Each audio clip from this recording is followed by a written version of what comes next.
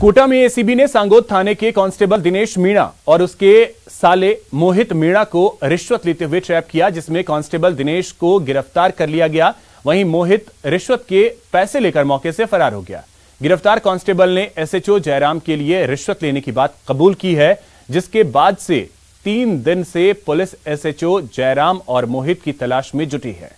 वहीं परिवादी ने कहा कि उसे रिश्वत के लिए बहुत परेशान किया जा रहा था और मानसिक तनाव बढ़ने के कारण वो आत्महत्या करने वाला था। हम बहुत ज़्यादा परेशान हो गए थे, कोरोना काल चल रहा है, इस वजह से हमारे पास पैसा नहीं था। हमारे पास या तो आत्महत्या करें या कहाँ जाए, तो हमें एक ही रास्ता मिला, राजस्थान का टोल फ्री नंबर 1064। ये जाने कैसे टकरा गया हमारे दिमाग में। उसके बाद हमारे को यहाँ पर अधिकारी महोदय साहिबान इन लोगों ने हमारे को आत्महत्या करने से रोका कि तुम मरो मत। चलिए बात करते हैं शहर शहर आग के तांडव की। आपके टीवी स्क्रीन पर तस्वीरें आपको दिखाते हैं। 2 जगहों की ये तस्वीरें हैं। पहली तस्वीर 12 की, जहां एक डंपर में आग लग गई और इस आग में डंपर पूरी तरीके से जलकर खाक हो गया। दूसरी तस्वीर कोचिंग सिटी कोटा की है। यहां पर एक बिजली के ट्रांसफार्मर में अचानक आग लग गई। तो बात पहले 12 की करते हैं, जहां पर एक डंपर में अचानक आग लग गई, जिसकी वजह से डंपर पूरी तरीके से जलकर खाक हो गया। दरअसल करंट की चपेट में आने की वजह से यह हादसा हुआ। गनीमत यह रही कि ड्राइवर ने कूदकर अपनी जान बचाई।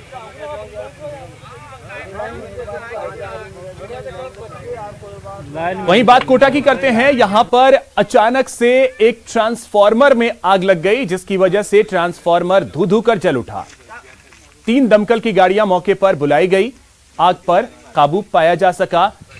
आग लगने से जीएसएस पूरी तरीके से ठप हो गया और इसकी वजह से करीब 12 गांवों में बिजली सप्लाई ठप हो गई।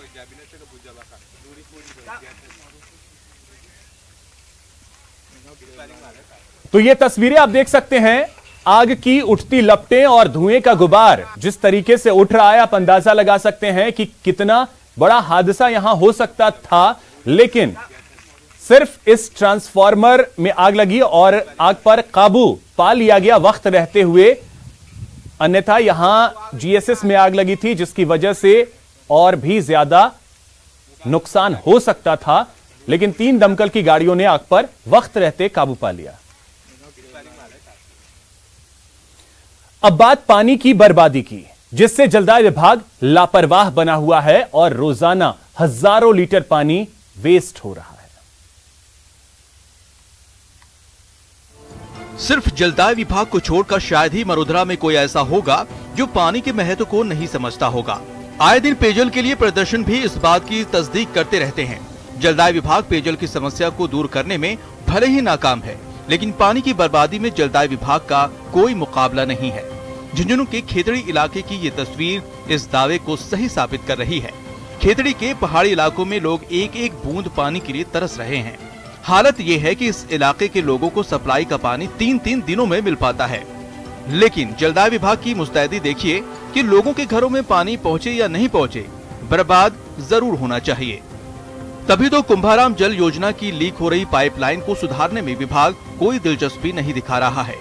जो पानी हजारों लोगों की प्यास बुझा सकता था, वो पानी जलदाय विभाग की मेहरबानी से बेकार बह रहा है।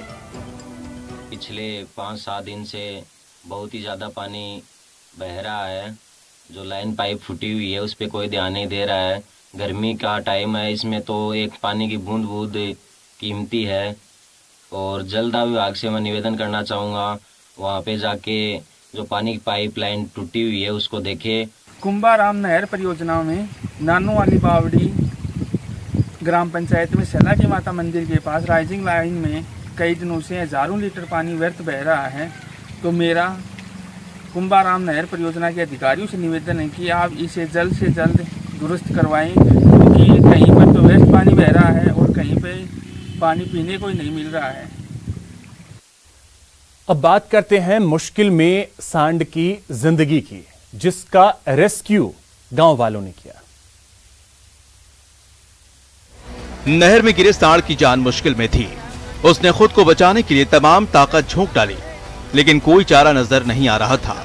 सांड के मुंह में पानी भर चुका था और धीरे धीरे जीने की आस छूटती जा रही थी। तभी कुछ लोगों ने अपनी जान पर खेलते हुए नहर में छलांग लगाई और करीब 1 घंटे की कड़ी मशक्कत के बाद आखिरकार भारी भरकम सांड को नहर के भंवर से निकालने में कामयाब हो गए। हुआ यूं कि भरतपुर के सुजान गंगा नहर में अचानक एक सांड गिर गया।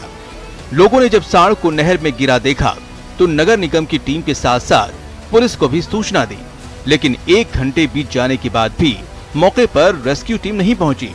वहीं नहर में गिरा सांड अपनी जान बचाने के लिए तड़प रहा था। इस दौरान उसके मुंह में पानी भर गया और पेट फूलने लगा। अंत में नहर के पास खड़े लोगों ने हिम्मत दिखाई और नहर में कूदकर सांड को बचाने की कोशिश शुरू कर दी। लोगों की कोशिश रंग लाई और लोगों ने उसे बाहर निकाल लिया। हालांकि इस दौरान सांड की तबीयत काफी खराब हो गई थी, जिसे पशु चिकित्सालय भेजकर इलाज कराया गया। भैया गिर था, वहाँ थे वो कह रहे निकाल दो, लेकिन निकालने कूद के निकाल दिया वहाँ को। कितने आधे घंटा से हुआ वहाँ, कोई निकालना रहा, मरने वाला था वो। सांस फूल गया, पेट फूल गया पानी।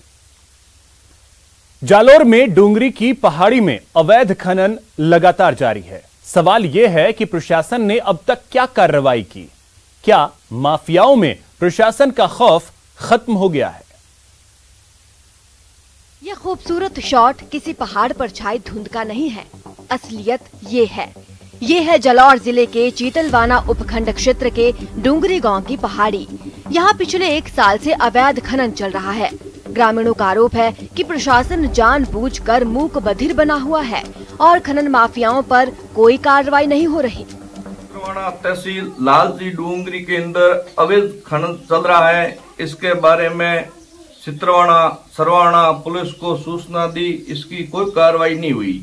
ज्यादा से ज्यादा ये बारूद भर के और 3-4 किलोमीटर आवाज भयंकर से जारी है। मकान है, सब सीना टूट गई। अवैध खनन बंद नहीं कर रहा है। हमने प्रशासन को कई बार सूचना भी की, तो ये यहाँ पे कार्रवाई नहीं कर रहा है। लगातार हो रहे इस अवैध खनन से पर्यावरण को तो नुकसान पहुंच ही रहा है, साथ ही सरकार को भी राजस्व का घाटा उठाना पड़ रहा है। डूंगरी की पहाड़ी में 4 माइंस आवंटित हैं, लेकिन लंबे समय से विवाद होने के कारण ये बंद हैं।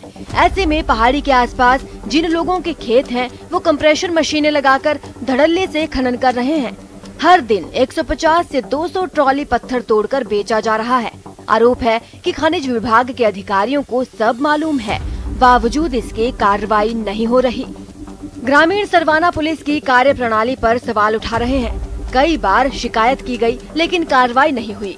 चीतलवाना के कार्यवाहक एसडीएम भूपेंद्र कुमार यादव 1-2 बार छानबीन कर चुके हैं, लेकिन खनन माफियाओं के हौसले बुलंद हैं।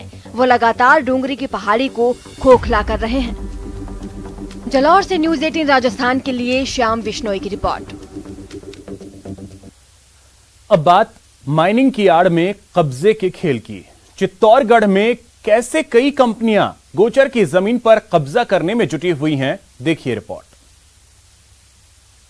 लगातार गोरण भूमि और गोचर नोट की भूमियों को मुक्त कराने का अभियान चल रहा है, लेकिन चित्तौड़गढ़ जिले में जिस तरह का मामला सामने आया है कि माइनिंग स्वीकृति लेने के बाद लगभग 3 बीघा से अधिक की भूमि पर अतिक्रमण कर लेना। एक और प्रदेश सरकार गोचर भूमि को मुक्त कराने की मुहिम चला रही है, वहीं चित्तौड़गढ़ में माइनिंग लीज की आड़ में कई कंपनियां गोचर की जमीन पर कब्जा करने में जुटी हुई हैं। जिले के भोपालनगर ग्राम पंचायत की ये जमीन कुछ सालों पहले तक पशुओं का चारागाह हुआ करती थी, लेकिन आज इस जमीन पर एसके मिनरल्स कंपनी का कब्जा है। माइनिंग की आड़ में कंपनी ने पशुओं के मुंह से तो निवाला छीन ही लिया है। आसपास के लोगों को भी कई मुश्किलों का सामना करना पड़ रहा है। माइनिंग के काम के कारण लोग खेतों में काम नहीं कर पाते हैं। वहीं पास ही स्थित बंजारा शमशान में शवों को अंतिम संस्कार के लिए भी इंतजार करना पड़ता है। गांव वाले अपनी परेशानियों से निजात के लिए 6 महीने से सरकारी नुमाइंदों की गुहार लगा रहे हैं, लेकिन कोई ठोस कार्रवाई करने की बजाय सरकारी अधिकारी लोगों को आश्वासन की घुट्टी पिला रहे हैं। सर, ये चारागाह भूमि खाली करवाने के लिए हमने इनको 3-3 बार नोटिस दिया है, फिर भी ये सुनते नहीं है। ये रोड इतनी खराब कर रखी है, चारागाह भूमि पे इन्होंने कब्जा कर रखा है, इनके स्टोन डाल रखे हैं इसके माइंस वालों ने। चारों तरफ जहाँ देखो इस गांव में पत्थर ही मिलेंगे। इसलिए हमारे यहाँ परेशानी हो रही है, हमारे यहाँ पर किसी की मृत्यु हो जाएगी, डेथ हो जाती है, तो हम यहाँ आते हैं तो हमारे मतलब बहुत परेशानी होती है। इन्होंने इसके माइंस वालों ने चारों में पत्थर डाल रखे हैं शमशान घाट के। पटवारी की इस कार्रवाई पर मैंने उसको धारा 51 में मुकदमा दर्ज किया है और धारा 51 में संबंधित पक्षकारों से सुनवाई का अवसर देने के लिए नोटिस जारी कर रखे हैं। और हमारे यहाँ कार्रवाई जारी है और उसमें जो भी डिसीजन होगा उसके पश्चात उसमें कार्रवाई मौके पर कार्रवाई की जाएगी। चित्तौड़गढ़ के भोपाल सागर कस्बे में भोपाल नगर ग्राम पंचायत में हो रहे अवैध माइनिंग के काम को लेकर प्रशासनिक अधिकारी गंभीर नहीं है। लगातार ग्रामीण शिकायतें कर रहे हैं और शिकायतें भी तब जब लोगों को अंतिम संस्कार तक के लिए इंतजार करना पड़ रहा है। ऐसे हालातों में अधिकारियों का कहना कि हम कार्रवाई करेंगे, लेकिन कब करेंगे इस बात की कोई जानकारी नहीं है। ऐसे में साफ तौर पर जाहिर है कि आने वाले समय में न जाने कब ये गोचर नोट की भूमि मुक्त होगी और कब ग्रामीणों को राहत मिलेगी, ये देखने वाली बात होगी। सुभाष बैरागी, न्यूज 18 राजस्थान के लिए, चित्तौड़गढ़। अलवर के रामगढ़ में आवारा कुत्तों के नोचने से एक मासूम की मौत हो गई। मृतक बच्ची अमनजीत की आयु 6 वर्ष की थी। रामगढ़ विधायक साफिया खान ने मृतक बालिका के माता पिता से मुलाकात की और सांत्वना दी। साथ ही एसडीएम को पीड़ित परिवार को आर्थिक मदद देने के लिए निर्देश दिए। बच्ची के परिजनों ने बताया कि वो 25 जून को अपने पिता को खेत में पानी देने जा रही थी। वहीं भारत सिंह ने बताया कि जब वो इस रास्ते से जा रहा था तब उसने कुत्तों को बच्ची को नोचते देखा, जिसके बाद उसने बच्ची को बचाया और उसके घर ले गया और उसके बाद बच्ची की मौत हो गई।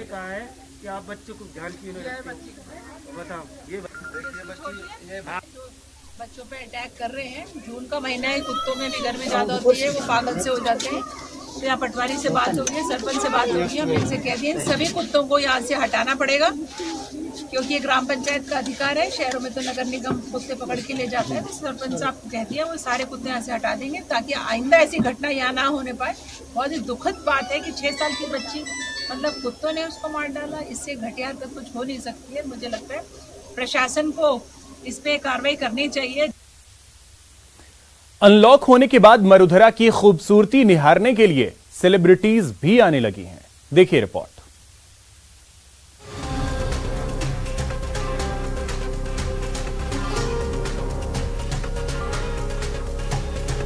भारत की बैडमिंटन स्टार साइना नेहवाल अपने पति और बैडमिंटन स्टार पी कश्यप के साथ इन दिनों मरुधरा के भ्रमण पर हैं।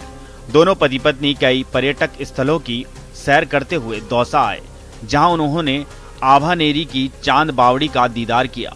दोनों ने वहां मौजूद गाइड से चांद बावड़ी के इतिहास के बारे में जानकारी ली और वहां फोटो शूट करवाए। चांद बावड़ी को दुनिया की सबसे गहरी बावड़ी माना जाता है। इसकी बनावट काफी भूल भुलैया है। इससे पहले गुरुवार को साइना ने जयपुर के झालाना लेपर्ड सफारी का लुत्फ उठाया था। जंगल सफारी के दौरान साइना नेहवाल ने झालाना में वन्य प्राणियों को देख काफी खुशी जाहिर की। उन्होंने झालाना में लेपर्ड रेयर फोटोग्राफ भी बारीकी से निहारे। इस दौरान जयपुर के जाने माने wild life photographer Surendra Singh Chauhan ने साइना नेहवाल को अपनी बुक झालाना गिफ्ट की। संजीवनी अभियान की 5 गाड़ियां देश के उन 5 जिलों में पहुंची हैं जो कोरोना से सबसे ज्यादा प्रभावित हुए हैं। ये गाड़ियां गांव-गांव जा रही हैं, जहां हमारे एनजीओ पार्टनर कोविड-19 टीकाकरण को लेकर लोगों को जागरूक कर रहे हैं। यहां ग्रामीणों को टीकाकरण की अहमियत और फायदों के बारे में बताने के साथ साथ लोगों के सवालों का जवाब भी दिया जाता है, ताकि किसी के मन में कोई सवाल या मिथक अनसुलझे न रह जाएं। आइए हम आपको दिखाते हैं कर्नाटक के दक्षिण कन्नड़ क्षेत्र में संजीवनी की गाड़ी कहां पहुंची और किस तरह से इस मुहिम को आगे बढ़ाया जा रहा है।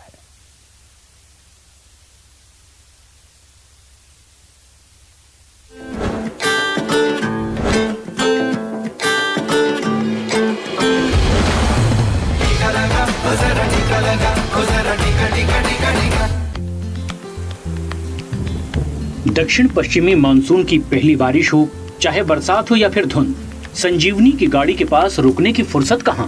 पश्चिमी घाटों के घुमावदार मोड़ और टेढ़े मेढ़े रास्तों से होते हुए संजीवनी की गाड़ी कर्नाटक में दक्षिण कन्नड़ क्षेत्र के गांव-गांव तक पहुंच रही है, जहां कोविड-19 टीकाकरण को लेकर लोगों को जागरूक किया जा रहा है।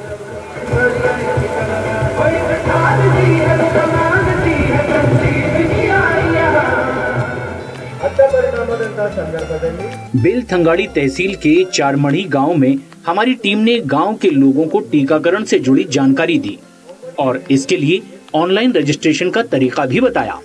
हमारा माँ को 70 ईयर्स हुआ, उसे वैक्सीन 1 डोज करे, अब 2 डोज नहीं आया इधर, एक 10 मिनट आए का बोले, मैं इधर 2 डाल गया। हैरानी की बात तो ये है कि देश में इस महामारी को 1 साल से भी ज्यादा वक्त हो गया है और इतने समय बाद भी कई लोगों का कहना है कि जानलेवा कोरोना वायरस है ही नहीं। अब्दुल भाई, ये बताइए कि आपने और आपके घर वाले ने अब तक क्या वैक्सीन लगाया है? नहीं। लेकिन आपके घर वाले मर गए तो? नहीं, मर गए तो जाने तो क्या कर रहे, अल्लाह क्या होता है वो होता है, ये कोरोना के आदमी मर जाते हैं। लेकिन नेटवर्क 18 फेडरल बैंक की मुहिम लॉकडाउन में सार्वजनिक वाहनों पर पाबंदी के दौरान भी अपनी कोशिशों में कोई कमी नहीं छोड़ रही है। संजीवनी अभियान ने एक गाड़ी की व्यवस्था की जिसमें अलग अलग गांवों में विशेष रूप से सक्षम लोगों को केंद्रों तक ले जाया गया और उन्हें वैक्सीन दी गई। हम तीनों ने वैक्सीन लिया है, इसलिए हम संजीवनी कैंपेन का इनका शुक्रिया अदा करते हैं। यहाँ संदेश बिल्कुल साफ है, टीका लगवाओ और सुरक्षित रहो।